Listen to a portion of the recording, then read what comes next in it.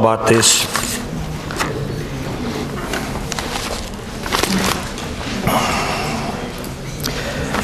Let's proceed with electrochemistry.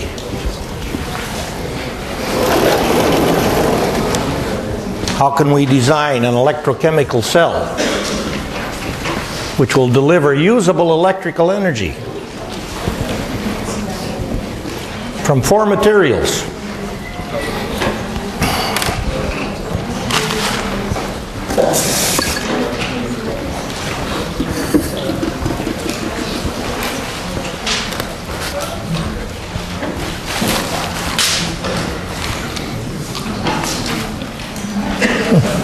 Where do we go?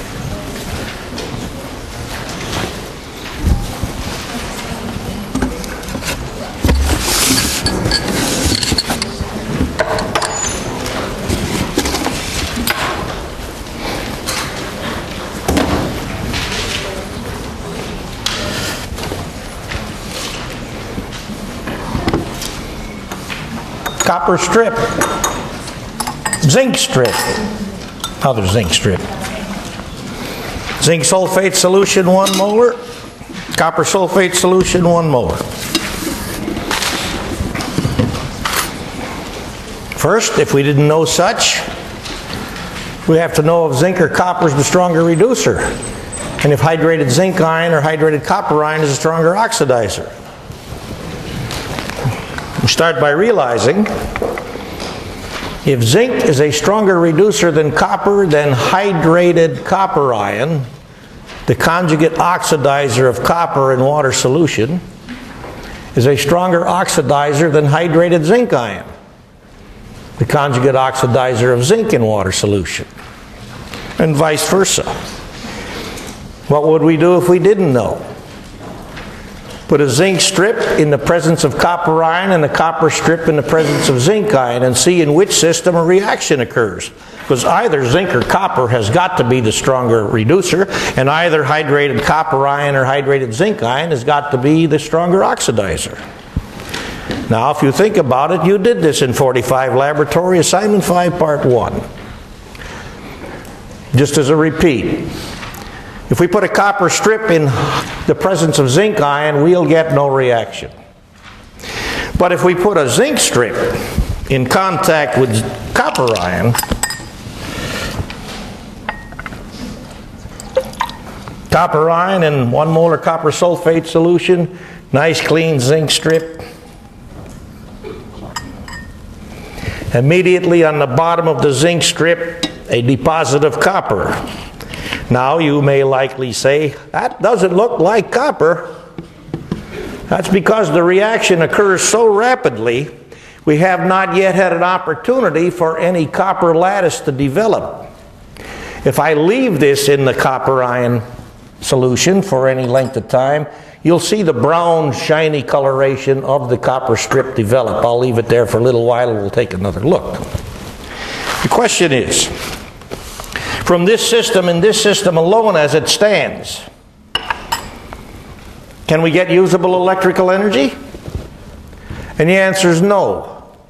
Electrons are flowing, but they're flowing directly from the zinc atoms to the copper ions and causing copper ions to become copper atoms immediately on the surface of zinc, as zinc is going in the solution as hydrated zinc ion, which you won't see because zinc ion is colorless. That's a short circuit.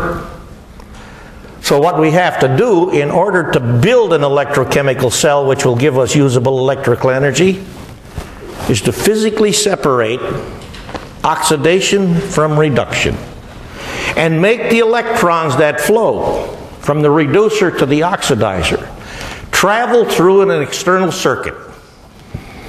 And in this external circuit, we'll place a socket for a light bulb or some such a thing where we can use the electricity that flows from the reducer to the oxidizer.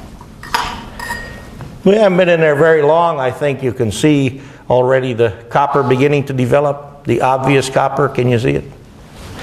I'll stop this because the longer the reaction proceeds, the more work I have to do to clean my zinc strip. No, I don't want to do that. So, back to zinc and copper sulfate solution and zinc sulfate solution. The way this is done, put the copper strip in the copper sulfate solution. In this case, the copper strip will function as an electrode, specifically the cathode, the electrode at which reduction occurs. Put the zinc strip in the zinc ion solution. In this case, the zinc strip will function as the anode, the electrode at which oxidation occurs. But as things presently stand, these two half-cell systems are not connected. Any electrons contained in the zinc strip cannot get to the copper ions and cause the copper ions to become copper. So, I've connected the two strips with an electric circuit and a voltmeter, which if I now actuate will not give us a reading. Why not? Because we've not yet provided an opportunity for electrons to travel between the beakers, between the solution parts of the system. We've provided a path for electrons to travel between the electrode parts of the system, but not the solution parts of the system. Well, how can we provide the opportunity for electrons to travel between the solution parts of the system? Well, there are lots of ways to do this, and if you're going to build a battery, you won't do it the way I'm now going to show you. But for demonstrational purposes, we're going to use a gadget called a salt bridge. There are a few pre-made salt bridges in here. I believe these salt bridges are just a saturated sodium sulfate solution contained in this U-tube. I don't know who made these salt bridges. They didn't do a very good job because the arms of the U-tube are not the same length. That means I got to make one of these beakers higher than the other so I can establish connection between the solutions in the beaker. Let's see, I got more copper sulfate solution than I have. Oh well, this will work. In any case, what happens in the salt bridge? Well, we have a saturated paste of sodium sulfate. So we have a conducting system in the salt bridge. A system of high concentration mobile ions. Let's see if now we can get a reading.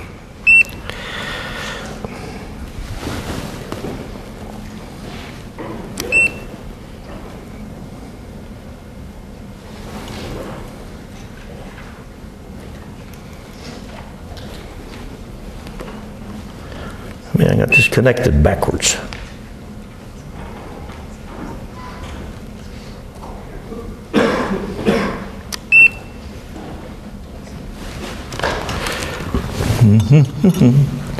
Let's try this.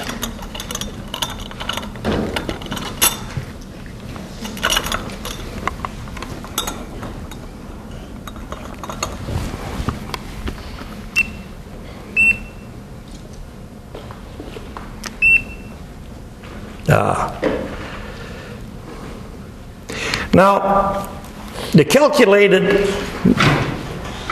electrochemical potential for this system is 1.10 volts.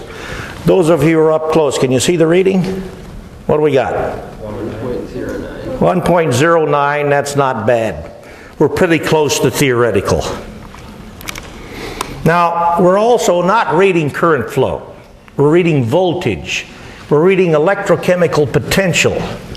We're reading tendency for current to flow. Tendency for energy to travel in one direction.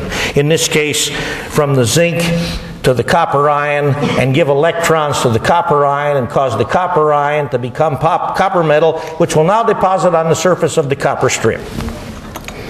No, that's a gee-whiz demonstrational method to show you how to build an electrochemical cell, which will give us usable electrical energy. But, as I said, this is strictly for demonstrational purposes. Because in real batteries, you'd never use something like a salt bridge, because although this will give us a legitimate voltage, it won't give us any current flow to speak of, because the resistance of the salt bridge is too great.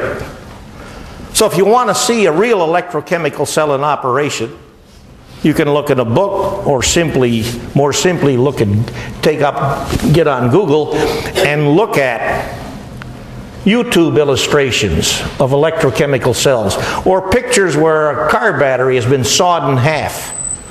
So you can see the cells in the car battery. You can see how the car battery is designed. You'll see that the car battery is chemically really a simple system. We'll talk about it later on. It's just lead sulfate, lead dioxide, and the electrolyte is 3.5 molar, thereabouts, sulfuric acid solution. That's it. Those are all the chemical ingredients of an automobile storage battery, lead battery. More on that later. But again, if you Google it, you'll see how the lead car battery is designed to get effective current flow. Now then, pictorial illustration of such, you'll see in the notes on page 22A. And for this illustration on page 22A, there are some mistakes. Fix the mistakes. You see the mistakes? The illustration. Because this was made before I had a chance to proof it. So in non-proofing, we got goofs. Page 22A at the top. It's supposed to be zinc anode at the left, not zinc cathode. And you'll also see a picture in the right side beaker of calcium ion. Calcium ion is not part of this system. It's supposed to be copper ion. And the zinc ion and copper ion, they're supposed to be hydrated ions. So 3 goofs. Zinc anode, not cathode. Copper ion, not calcium ion in the right beaker. And both ions are hydrated, including for the half reactions written below. So we've got this done correctly here. Here again is the left side beaker as you see it before you, containing the zinc sulfate solution. Salt bridge, hydrated zinc ion, and sulfate ion, but I haven't bothered to sketch the sulfate ion in here, nor the water molecules, because they're not part of the electrochemistry of this system. The zinc strip, piece of wire connecting, just like what we had there. Here is our voltmeter. Here is a light bulb. Copper strip functioning as the cathode. Again, the anode, the electrode at which oxidation occurs. The cathode, the electrode at which reduction occurs. In this case, what's happening at the anode? Zinc atoms are losing electrons, traveling into solution as hydrated zinc ions. As electrons that are released travel through the wire in that direction toward the cathode. Cathode, electrode at which reduction occurs. Hydrated ions travel toward this electrode. Why is that the case? Well, as this oxidation occurs, the electrons are being pumped into this copper strip. So the copper strip is continuously made negative. So the positive ions travel toward this strip as it's continuously made negative, collect the electrons, and become copper atoms on the surface of the copper strip. So the positive ions are traveling this way. Positive ions are trying to go this way, but the salt bridge doesn't let them get from this solution into this solution because, again, well, not in this case. If the zinc ions got into the solution, that wouldn't foul anything up. But if the copper ions were able to get into this solution, which they can't, but if the copper ions were able to get into this solution, we'd have the system which we showed you originally, which was this system, where we have a short circuit. And then we'd not get any usable electrical energy. Now, how is E0 determined for an electrochemical cell? This leads us to the issue of coupling, and leads us to the more important issue, or more fundamental issue regarding coupling, and that's how to understand and use the information in table number 2. So take a look at table number 2. Starts on page 22.4.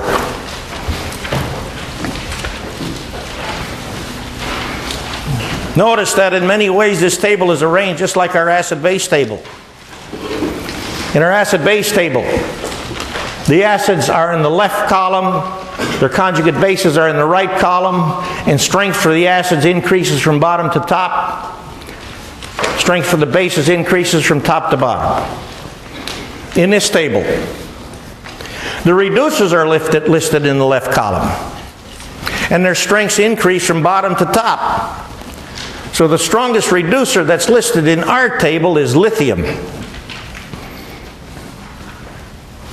What's the weakest reducer listed in our table? Fluoride. What is it? Fluoride ion. What's the strongest oxidizer listed in our table? Fluorine. Doesn't it make sense that the strongest oxidizer will have as its conjugate reducer the weakest reducer? Just like acids and bases, same idea. Now, how do we couple? How do we couple specifically to give us an electrochemical system which will have the capacity to give us usable electrical energy? In other words, how do we put together two half reactions so that E0 for the net half reaction is a positive number? That's all there is to it. We'll take a look at the half reactions. Take a look to see that the E0 values for the half reactions listed are getting smaller as we go from top to bottom. That's not surprising since we've noted lithium to be the strongest reducer, so it has the strongest tendency to become oxidized, and each of the half reactions as written are oxidation half reactions. They all show the reducer on the left being oxidized to the conjugate oxidizer on the right. So coupling involves nothing more than picking any two half reactions from this half reaction table, your choice, any two, and keeping the half reaction which has the higher E0 value, written as it is written in the table. And taking the other half reaction, the one with the lower E0 value, and doing what with it? Writing it in the opposite direction. And in so doing, change the sign on E0. And now when you add these two half reactions together, which will involve adding their E0 values together, you will always get a positive E0 value. You will always, by this coupling process, generate a redox reaction which has the capability of giving us usable electrical energy as long as we physically separate oxidation from reduction like we did here. So you can take a look at the table and see which half reactions we coupled to get this electrochemical system. I forget the numbers, but you can see them in the table. The zinc-zinc ion half reaction is number 18.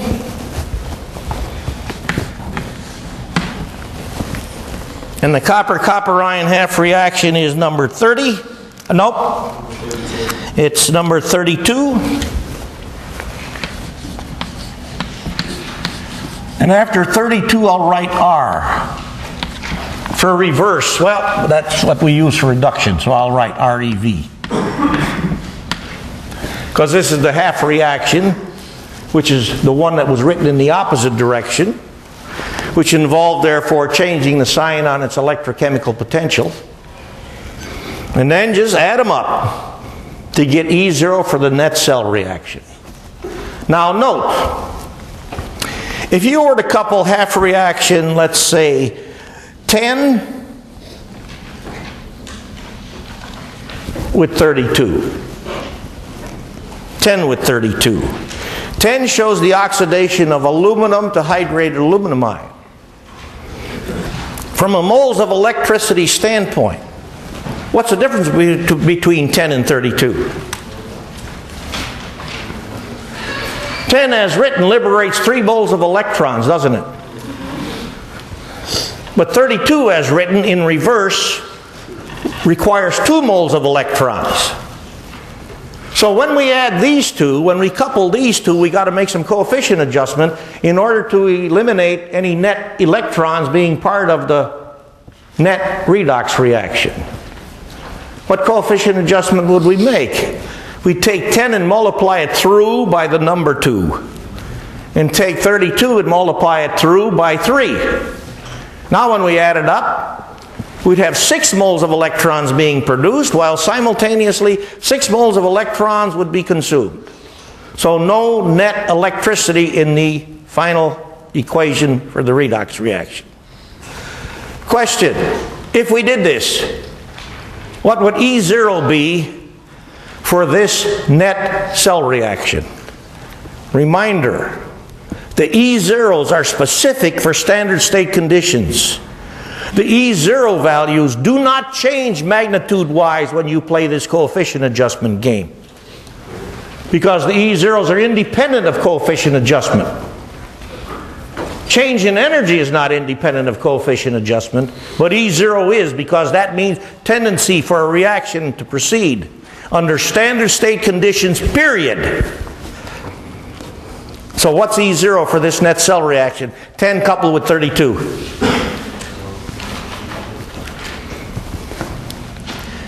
Ten, as I see it, is 1.66 volts.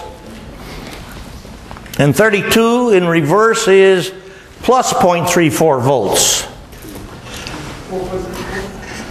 So about 2 volts for the net cell reaction. A cell reaction which has an E0 value that's larger than E0 for this cell reaction. Why is that true? It's true because aluminum compares how reducer strength with zinc. Aluminum is a stronger reducer than zinc. So we get a reaction that will give us, on a per mole basis, more electricity, more energy. Now then, a couple questions for this system. How long will this cell operate? Does the answer have anything to do with time, per se? No. How long does this cell operate? How long does any chemical reaction operate? Until equilibrium is achieved, doesn't it? That's how long the cell operates. Now take one note. A major difference between redox reactions and many acid-base reactions, or reactions which involve precipitate formation or dissolution. In general, the K values for redox reactions are very large. So in essence, redox reactions are all, practically speaking, one-way streets. Secondly, same system. You have this system set. We have it set here. Well, I took it apart, but the chemical components of the system are still here. I arm you with a bottle of 6 molar ammonia solution. And I tell you, your task is, if possible, to treat this system with 6 molar ammonia to make E0 cell increase. Well, that means you can take the 6 molar ammonia and add it to the zinc ion anode half cell. Or you can take the 6 molar ammonia and add it to the copper ion copper half cell. Or you can add it to both. Or you can say, I'm doing the best I can with the system as it stands, and I won't put ammonia into either half cell. 4 choices. Is it possible, by using ammonia, to treat this electrochemical system and make E0 cell increase? 4 choices. The answer lies in the half reaction table, because the half reaction table is really a table of thermodynamic stabilities. So I want you to look through the table and see if you can find half reactions which involve this stuff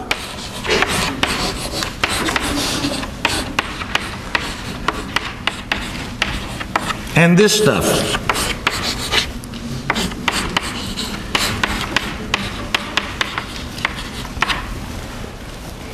You see these in the table?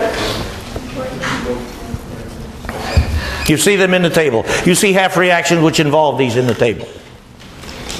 You now have the information you need to answer my question. You add the ammonia to the zinc, but not to the copper. You add the ammonia to the anode half cell, the zinc ion half cell only. Is this correct? Do we agree with this? Does anybody disagree? Who would dare to disagree? Now, why is this correct? What does E0 for zinc being oxidized in the presence of ammonia to become the zinc ammonia complex ion? What's E0 for that half cell? What is it? 1.04 volts. That means I take zinc in the presence of ammonia rather than water molecules only, oxidizes the zinc ammonia complex ion, and this E0 value would rise to 1.04 volts. Well, that clearly makes E0 cell go up. Now, just to be sure we understand, what happens if I put the ammonia in this half cell? If I put the ammonia in this half cell, will the hydrated copper ions convert to this ion? If I put the ammonia in the copper ion half cell, will the hydrated copper ions become this complex ion? Yes or no? Yes. Yes, why? This is a table of thermodynamic stability information. Do you see the half reaction in which this is contained? What's E0 for that half reaction? 0.05 volts, right? Now then, if I take that half reaction and write it in the opposite direction, it shows you that the copper ammonia complex ion per mole, collecting 2 moles of electrons per mole, to become copper metal as ammonia molecules are put in the solution, has an electrochemical potential of how much? Negative 0.05 volts. What does this mean? It means the copper ammonia complex ion is a hell of a lot more stable than the copper water complex ion. It means the copper ammonia complex ion is, since it's much more stable, is a much weaker oxidizer than the hydrated copper ion. So if I go to the cathode half cell, the half cell in which reduction occurs, and I now try to reduce the copper ammonia complex ion, I'm reducing something which is a lot more stable. And that makes E0 go down. And so with that, let's get started by taking a look at a demonstration which will get us at derivation of half reactions and learning about the rules which apply to such. So I direct you right now, even though this is not part of the quiz tomorrow, your responsibility before we meet again will be to read through the next few pages in the notes which are on deriving half reactions. Because by learning this information, you'll know how to develop equations for half reactions, which means you'll have the ability to write equations for redox reactions. And without this information, you won't be able to do this. And what will you see right off the bat about these rules for deriving half reactions? You'll see that just about every one of these rules depends on what kind of chemistry? What kind of chemistry? Acid-base chemistry. How about that? We're back to chapter 18. And when you look at these half reactions, do you see a bunch of half reactions which involve salts of limited solubility in water? Do you see a bunch of half reactions which involve complex ions? Is this chapter 19? You betcha. Because with chapters 18 and 19, we've laid the foundation for the chemistry that you need to understand to be able to get at this stuff. Okay? Now then,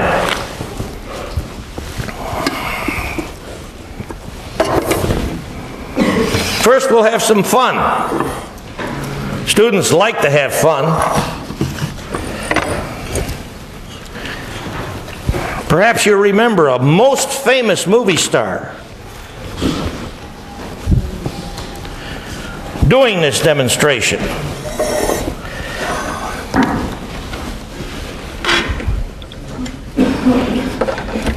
You see before you a most elegant and sophisticated conductivity demonstration apparatus, a light bulb. And if I bridge the electrodes with a conducting device like the business end of this screwdriver, the light bulb glows brightly. Now I'm going to try to do the best I can to avoid bridging the electrodes with me, because I don't want to find out how good me is as a conductor. But I'm going to take this beaker, which I've already charged with a good quantity of deionized water. I'm going to add to it some phenolphthalein, because that's going to be our indicator for this demonstration. And then I'm going to immerse the electrodes into the beaker. No light bulb glow. Now we know there's an ion concentration in the ionized water, but it's got a total ion concentration of only 2 times 10 to minus 7 moles per liter, right? 1 times 10 to minus 7 molar hydronium ion, 1 times 10 to minus 7 molar hydroxide ion. But that ion concentration is far too small to support conductivity for this gross conduction demonstration device. So, for the immediate moment, I'll remove the electric source, raise the electrodes, take my beaker, get ready with my bomb shelter device, and use my tweezers if I can find out where the heck I put them.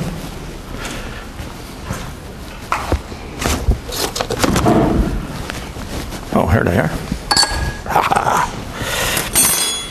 And go into my little stoppered flask, where inside I have some sodium chunks contained in kerosene.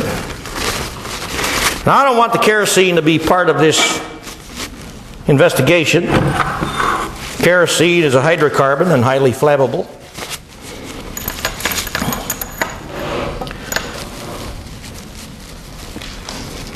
I'll catch the sodium on some Kim wipe.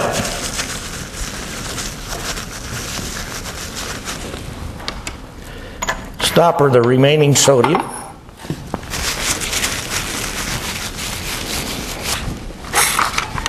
Put on my safety glasses. Push the beaker toward you.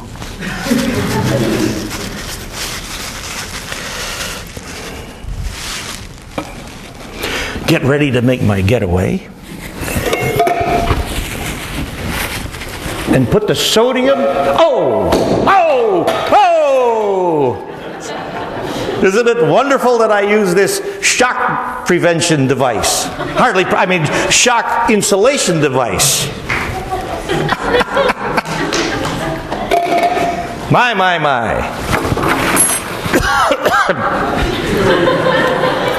That's why students like it when I use big pieces of sodium.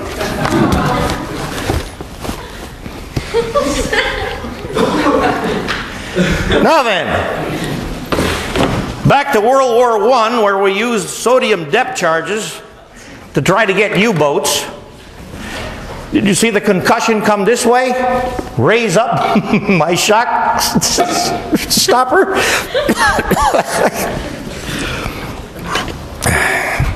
Did you notice that before our explosion, that the sodium skittered on the top of the liquid water? The sodium is less dense. I don't know if you did notice, but the heat of the reaction is so great that low melting sodium metal turns into a liquid.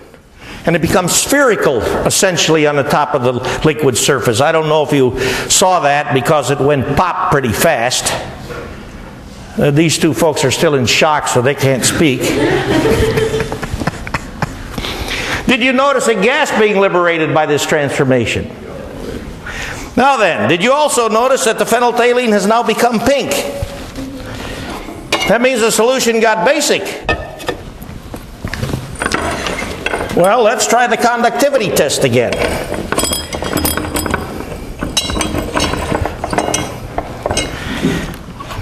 Power source. Well, I don't know how much of the sodium got into the solution because of the explosion, but at least now we got current flow. What does that mean?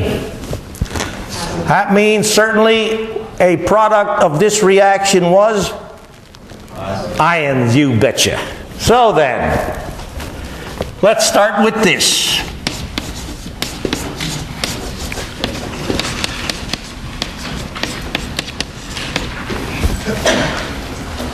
And this is going to be half reaction number 1 in our table.